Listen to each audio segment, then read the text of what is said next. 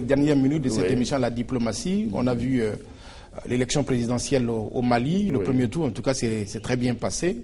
Vous êtes, en qualité de président de la CEDEAO, investi dans le règlement du conflit. Est-ce que vous considérez cela comme une victoire de la diplomatie ivoirienne? C'est le retour au premier plan de notre diplomatie. Ah non, c'est d'abord la victoire des Maliens. Je pense que les Maliens se sont ressaisis. Ils ont eu le soutien de la CEDEAO, de la communauté des États d'Afrique de l'Ouest, de la communauté internationale. Et ces élections c'était pas évident. Moi, je suis particulièrement heureux qu'elles aient eu dans la paix. Elles se sont passées dans la paix, et maintenant le deuxième tour a lieu dimanche prochain. Je souhaite que les Maliens fassent un choix donc qui leur permettent de sortir définitivement de cette crise et surtout d'unifier le Mali. Mais mon humble avis, et j'ai eu à le dire aux différents candidats que j'ai rencontrés, c'est que le prochain président malien sera à nouveau un président de transition. Il faudrait que la personne qui sera élue travaille avec tout le monde. Ce sera une période, y compris bien sûr la partie du nord du Mali qui avait rompu à un moment donné. Le Mali a besoin d'abord de restaurer son unité, de restaurer la confiance entre les Maliens.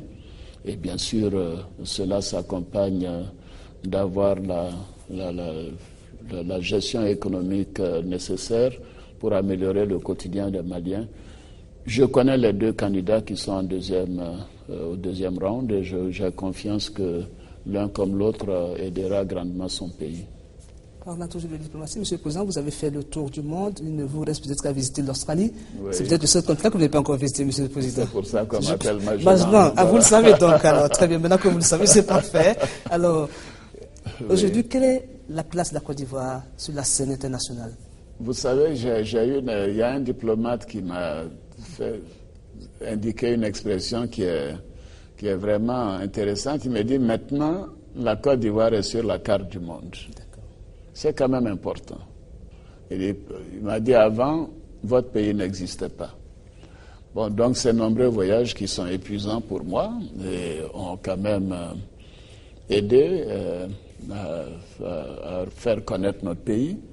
Voyez-vous, quand on fait le point, je me suis rendu compte que il n'y avait pas eu de président qui se soit rendu à la Maison-Blanche depuis pratiquement un demi-siècle.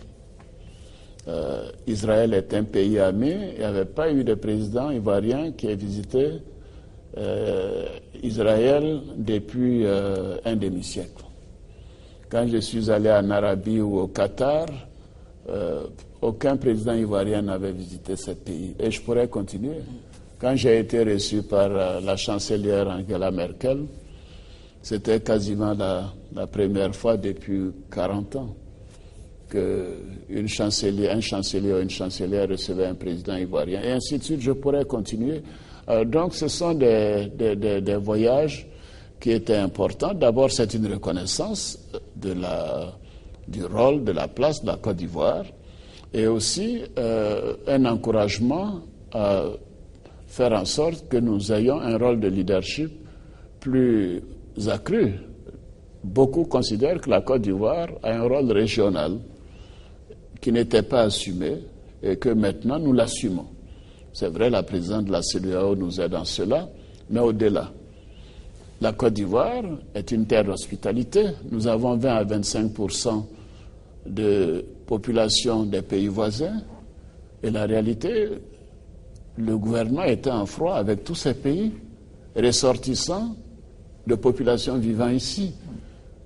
Il fallait restaurer la confiance entre la Côte d'Ivoire et les autres pays. D'abord la sous-région, assumer le rôle de leadership qui est le nôtre au sein de la CEDEAO sur le continent africain et enfin mettre la Côte d'Ivoire sur la carte du monde. J'ai contribué un peu à cela. Ça m'a demandé beaucoup de voyages. Mais je vous dis, Agnès, il y a une contrepartie positive pour le pays avec les investisseurs, avec toutes ces visites donc des personnalités de telle ou telle région, de tel ou tel pays ici, les visites d'État du roi du Maroc, du président du Nigeria, du président du Liban, tout ça c'est des premières littéralement.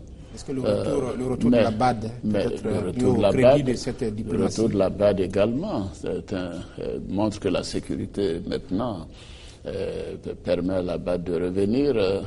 Mais au-delà, nous devons aussi nous dire que nous avons une responsabilité en tant que Côte d'Ivoire. Nous sommes dans des unions comme l'Union du fleuve Mano, la CEDEAO, l'UMOA, et que nous devons être plus ouverts. Je crois que l'Ivoirien est généreux. La Côte d'Ivoire est une terre hospitalière. Nous devons à chaque instant, surtout aujourd'hui, jour de l'indépendance, 53e anniversaire, chacun doit reprendre l'hymne national, le relire, dire les refrains de ce que les pères fondateurs nous ont dit. Ils ont dit que la Côte d'Ivoire est une terre d'hospitalité et que nous voulons être un pays modèle et que nous devons faire en sorte d'être un modèle pour l'humanité. C'est donc cela que je voudrais souhaiter à mes compatriotes en leur disant bonne fête de l'indépendance.